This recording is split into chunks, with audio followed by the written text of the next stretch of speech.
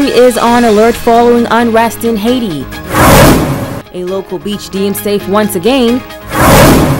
And independence celebrations shifting into high gear. The Bahamas Tonight Northern Edition starts now. This is the Bahamas Tonight, the Northern Edition. Good evening all, I'm Megan Shepard. Thank you so much for tuning in. The Bahamas is on high alert as unrest erupts in the island of Haiti.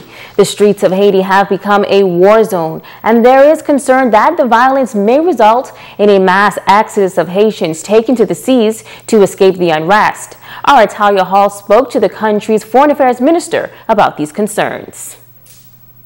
Went viral on WhatsApp over the weekend, showing a violent situation in Haiti. Persons could be seen burning tires, lighting fires, and blocking the streets with objects. Reports say residents are in a contentious state due to the increase in gas prices.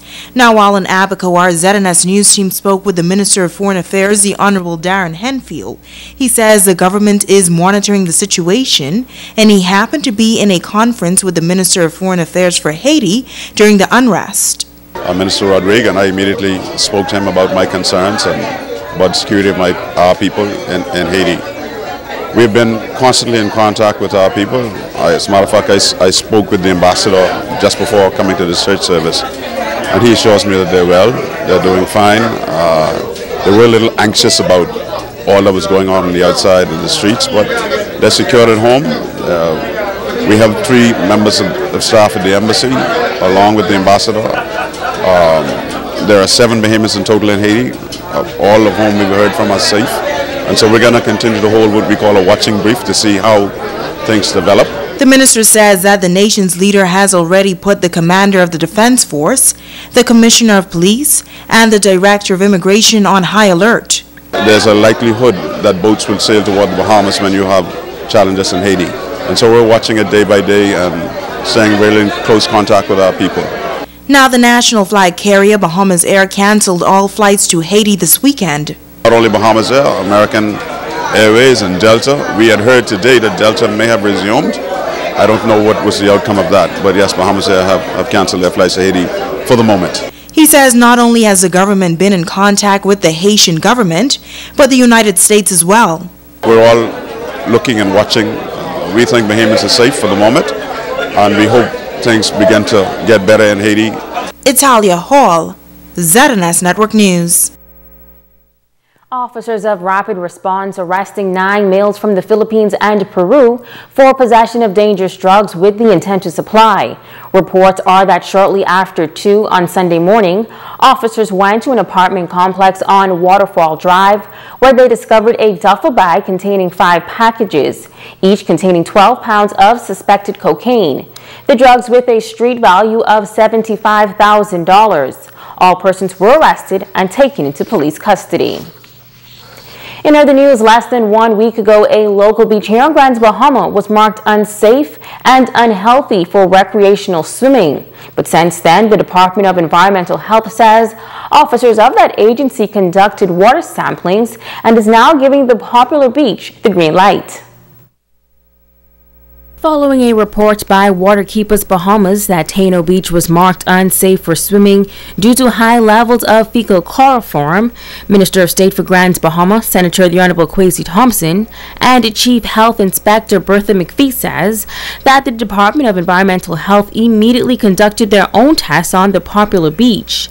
Following those studies, the Minister of State says that he is happy to report good news. We are happy to report that as a result of their independent testing, that the results were normal. On Friday, our analysts from MRAD collected 15 samples along Taino Beach, beginning from the dredging area of the seawall and ending at, I think it is at Stone Crab. And the samples were, we did 2 analyses. We did a chemical analysis which was consistent with seawater, the results. We also did a microbiology analysis, which was the samples were sent to my lab in Nassau, our lab in Nassau. We got the results, and the results were consistent with the quality that is acceptable for bathing water. Now, Waterkeepers Bahamas is a part of an international organization known as Waterkeepers Alliance. Waterkeepers Bahamas regularly monitors beaches on Grand Bahama, and Executive Director Rashima Ingram says they also conducted a follow-up test and are pleased to report positive results. We've conducted those tests and gotten those results back, and we're happy to let the public know that our tests came out satisfactory and all the tests passed. And we are encouraging the public to use that information only as an advisory, but to be alerted for any other notices that we may put out. The notices is only to let you know of beach conditions so that you are protecting your health and your safety. Minister Thompson adds that the government of the Bahamas takes the safety for all residents and visitors very seriously. We want to always ensure that our beaches are safe for our residents, but also safe for our visitors. And so it is really a top priority for the Office of the Prime Minister, the Ministry of Environment, the Ministry of Health. It is a top priority for the entire government to ensure that our beaches are safe for locals and that our beaches are safe for visitors. Tourism is our #1 industry. It is our #1 industry here in Grand Bahama. So we take we do not take these incidents lightly, but the government is always going to ensure that our resources are as safe as possible for residents and for tourists alike. Festivities in honor of the country's 45th anniversary of independence to hit a high note tonight, as the cultural extravaganza, tattoo and fireworks display will be held at the Independence Park at 8 p.m. tonight. Now, yesterday, residents gathered at Calvary Temple for the annual ecumenical service. Those in attendance were admonished to lean on their faith. Residents on Grand Bahama dressed in their finest independence colors Sunday afternoon for an ecumenical service in celebration of the country's 45th anniversary of independence. The service held at Calvary Temple Assemblies of God, opening with a performance by the Independence Dance Ministry, followed by the receiving of the flags by the Royal Bahamas Police Force Honor Guards. President of the Grand Bahama Christian Council, the Reverend Dr. Robert Lockhart, noting the resilience of Bahamians that he says can only come through faith and confidence in God. So I say to us today, celebrate Bahamas. We've come this far by faith. I know that we have crime, and I know that we have violence, but we can overcome that. Because as long as we have faith in God, no evil can prevail. No wickedness can conquer us. No unrighteousness will prevail over us. As long as we be good soldiers of Jesus Christ, and we stand in the gap, and we make up the edge, and we have faith in God, evil may show up, but the light of God's presence will push it back. We have come this far by faith. Deputy Prime Minister, the Honorable K. Peter Turnquist, noting that independence was not the dream of just one man, but rather the common loftier goal of the people to create a better Bahamas for all with freedom and equality. As we commemorate the 45th anniversary of independence, he challenged residents to participate in continuing to create a better Bahamas. We must ask ourselves, are we helping to add to the legacy of independence? Let us not just live for ourselves. Let us also build for our children and future generations. Let us contribute to our communities. Let us also work to develop our nation. Senator the Honorable Kwesi Thompson encouraging Grand Bahamians to continue to give God thanks despite the economic challenges.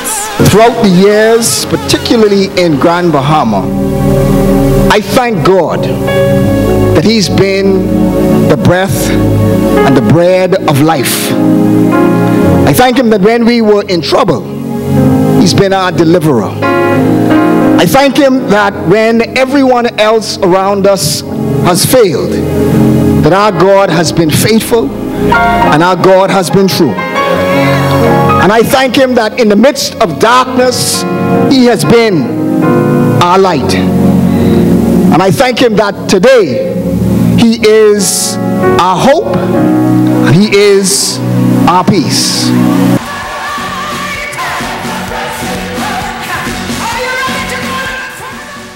Now over on the island of Abaco, residents also spending time in church yesterday, giving thanks for God's blessings over the past 45 years.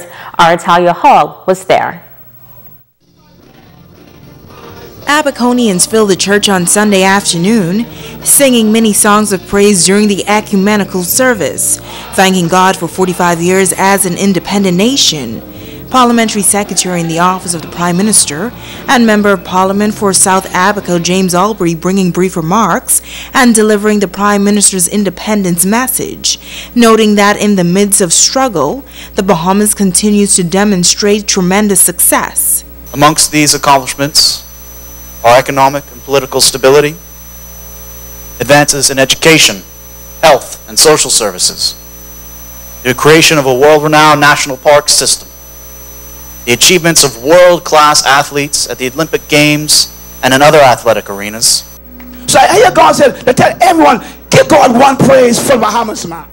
Minister of Foreign Affairs and Member of Parliament for North Abaco, the Honorable Darren Henfield, says there are many things to give God thanks for. There are some challenges and we will work through them together. We will work through them together as a people and we will overcome, because Bahamians have this indomitable spirit that just refuses to die, and we recognize that we are not who we are because of what we got here, but because we serve this God. He also delivered the Governor General, Her Excellency Dame Marguerite Pinland's independence message. She says Bahamians must invest in the lives of young people. It is our duty to ensure their development into responsible citizens, properly prepared to assume the reins of national development in all its aspects. The sermon was delivered by Bishop Cedric Bullard. He encouraged the congregation to put God in the center of their lives. Because love is patient, love is kind. Love doesn't boast, amen? It's not proud. It doesn't dishonor others. It's not self-seeking. Bishop Bullard says Bahamians must remember that the Bahamas is a blessed nation, adding that every citizen must do their part to continue to take care of the country for generations to come. Reporting in Abaco for ZNS Network News, I'm Italia Hall. Tonight, a cultural extravaganza and flag raising will be held at BAIC Park in Marsh Harbor at 8 p.m. You're watching the Bahamas Tonight, the Northern Edition. Stay with us. There's more news right after this break. We